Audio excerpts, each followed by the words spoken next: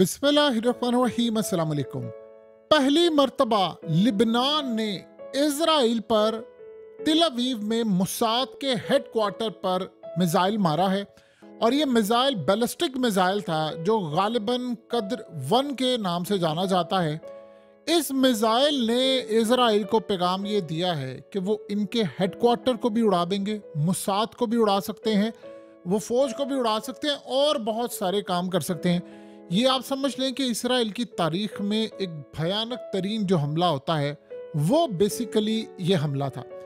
असल कहानी ये है, जो सीन यहाँ पर इस वक्त शुरू हुआ है उसको आप ज़रा समझ लें। ये जो बैलिस्टिक मिसाइल है, लिबनान अगर ये चाहता या हिजबुल्लाह अगर चाहता तो वो इससे कई गुना ज़्यादा खतरनाक मिसाइल मार सकता था जो पूरे का पूरा मुसाद का हेडक्वार्टर उड़ा दे। अब इसराइल ने दावा किया है कि उन्होंने इसको इंटरसेप्ट किया है, यानी उसको रोका है। लेकिन जो सबसे बड़ी बात यह है कि कल रात 300 स्ट्राइक किए हैं लिबनान ने और आग हर तरफ लगा दी, तबाही मचा दी है। और इस सूरत हाल के अंदर जो क़यामत खेज कल रात थी वो हाइफा पर थी, अब तिल अवीव पर हमला हुआ है। और तिल अवीव तक अगर इनका मिसाइल आया है तो इन्होंने असल में पैगाम दिया है इजराइल को कि अगर आप ज्यादा बढ़ते हैं तो फिर हम हर हद पार करने को तैयार हैं। अब ये जो कदर वन मिसाइल है, ये असल में लिबनान को पता है कि इजराइल उसको करना चाह रहा है ट्रैप। अब ट्रैप क्या है, देखिए सबसे पहले समझे, ये जो मिसाइल है ये ईरान ने बनाया था। ये कदर की जो सीरीज है SHF, यानी एक तो उनकी सीरीज मैक्सिमम है वो 2000 किलोमीटर रेंज का है। ये तकरीबन आप ये समझ लें ये ज़्यादा से ज़्यादा 500 किलोमीटर की रेंज का होता है। और सबसे बढ़कर कि ये 700 से 1000 किलोग्राम तक बारूदी मवाद ले जाने की, यानी वॉर हेड ले जाने की सलाहियत रखता है। और इस सूरत हाल के अंदर सबसे अहम तरीन मामला इस वक्त जो सामने आ रहा है वो ये है कि लिबनान को पता है कि ये करने जा रहे हैं उसको ट्रैप। ये असल में चाहते तो ये मुजाद का पूरा हेडक्वार्टर उड़ा सकते थे, ये पूरी तरह तबाह करते। इनके पास गालिबन हाइपरसोनिक मिसाइल भी है, चीज़ें भी है। देखिए सीन क्या है, इजराइल उसको करना चाह रहा है ट्रैप। इसराइल ये चाह रहा है कि जो इन्होंने स्ट्राइक किया था बैरूत के ऊपर, जिसमें तकरीबन 600 बंदा मार दिया है, और आप ये देखिए 10% आबादी लिबनान की इस वक्त घर छोड़कर चली गई। ये बहुत बड़ी बात होती है, यानी आप 6-7 लाख बंदा इस वक्त आपको नजर नहीं आ रहा, वो घर छोड़कर चले गए हैं, गाड़ियों में चले गए हैं। इन्होंने प्लान ये किया था कि हम इतना खतरनाक स्ट्राइक करेंगे, बदले में लेबनान इतना खतरनाक रिटेलिएट करेगा, हमारी सिविलियन आबादी मारी जाएगी, हमारे बहुत सारे लोग मारे जाएंगे।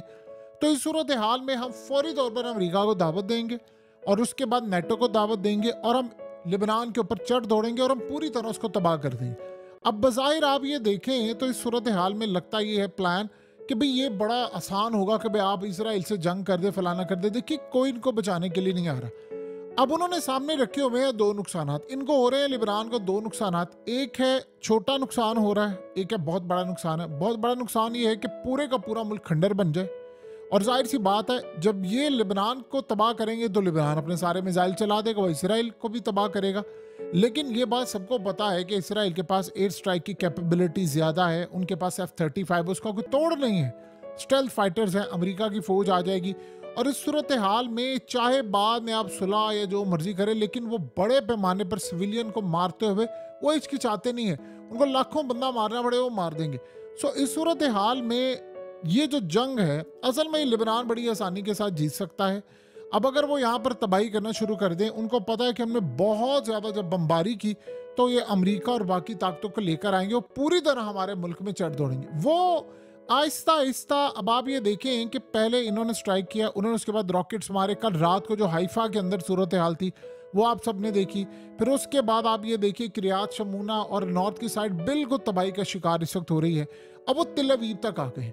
उन्होंने असल में पैगाम दिया है कि आप अगर पीछे नहीं हटते तो फिर अगला हमला यहाँ पर ये होगा। यानी अभी तक वो रिलक्टेंट है इस बात पर कि ठीक है लड़ाई जारी है, हम रॉकेट्स भी मार रहे हैं, सारा कुछ कर रहे हैं, लेकिन आप पीछे हटे। आज इजराइल के यहाँ ये डिस्कस हो रही है कि असल में अब हमें बैठकर लिबनान के साथ कोई बातचीत करनी चाहिए, कोई नॉर्दर्न साइड के ऊपर कोई मामला था। यानी ये पहली दफ़ा शुरू हुआ है कि इसराइल के ऑफिशियल में कि इनसे बातचीत करें, क्योंकि जो वो स्ट्राइक अब कर रहे हैं अब वो आ रहे हैं गालिबन उस रेंज के ऊपर जो ईरान के मिसाइल है वो ऐसे ऐसे उन्होंने मारने शुरू कर दिए हैं, बड़े पैमाने पर मारे हैं। ये असल में एक ट्रैप है जिसके अंदर वो चाह रहे हैं कि लिबनान रिटेलिएट करे और हम इसको बिल्कुल खंडर बनाने में कोई देर ना करें, यानी सारी फोर्सेस चढ़ दौड़े।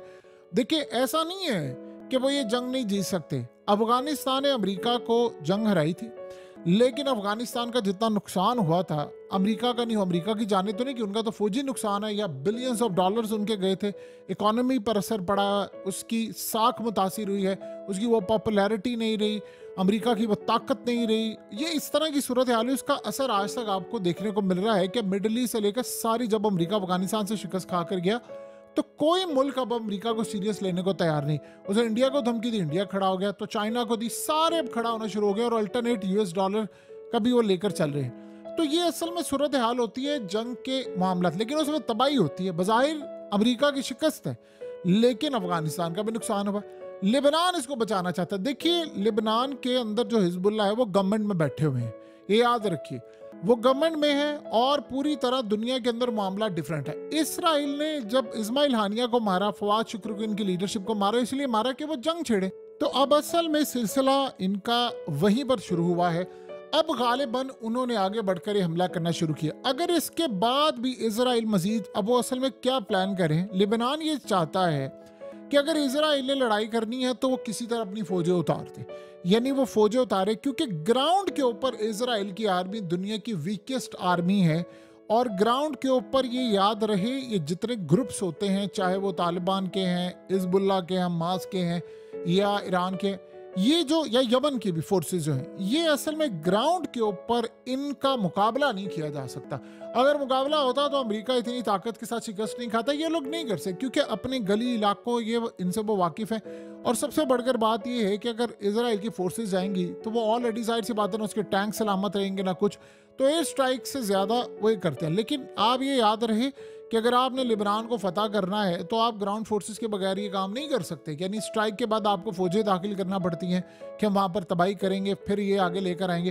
तो ये असल में वो चाह रहे हैं कि हमारी अगर इनसे लड़ाई होनी है तो ये ग्राउंड फोर्सेस उतारे।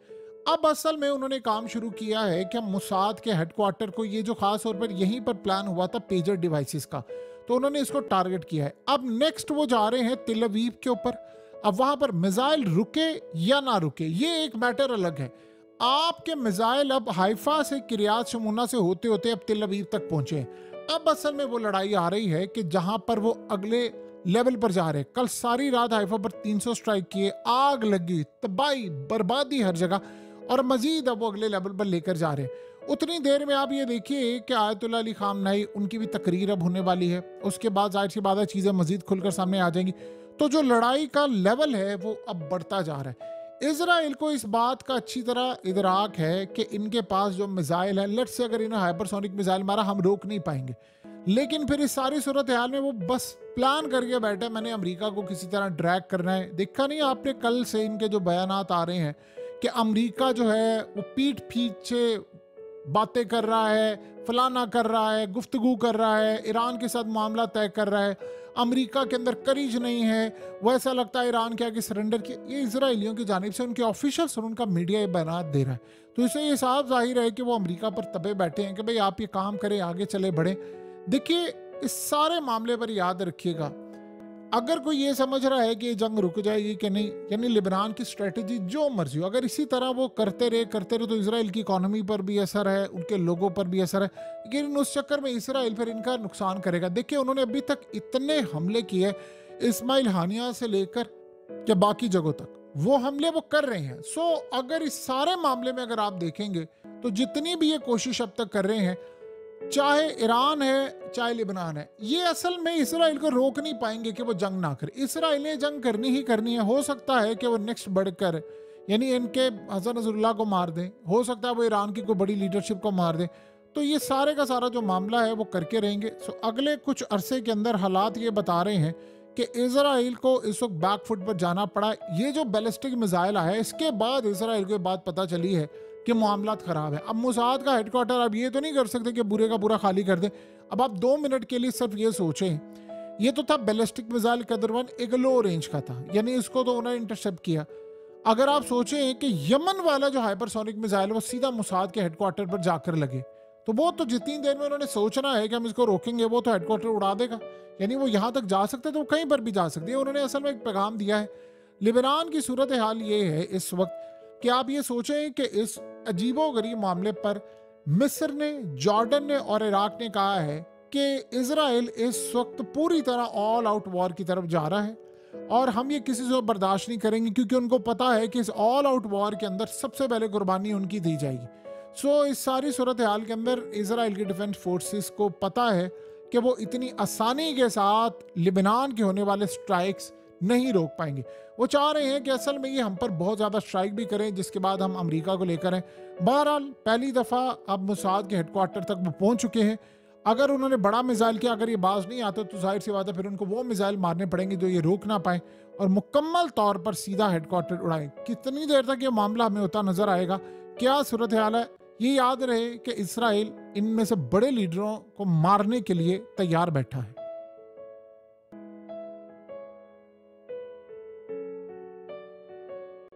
हकीकत टीवी को सब्सक्राइब करना मत भूलें, वीडियो को लाइक करें, शेयर करें और कमेंट सेक्शन में अपनी राय का इजहार ज़रूर करें।